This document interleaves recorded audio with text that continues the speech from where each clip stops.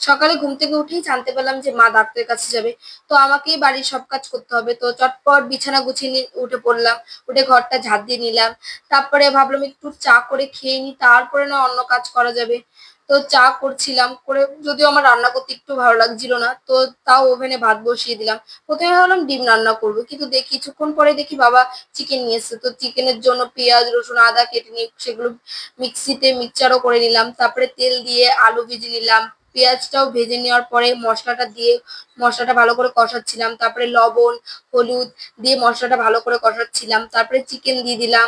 Chicken দেওয়ার পরে চিকেনটা ভালো করে কষাচ্ছিলাম। তো কষানোর সময় না আমার খুব মনে হচ্ছিল একটুখানি একটা চিকেন উঠিয়ে খেয়েই নিই।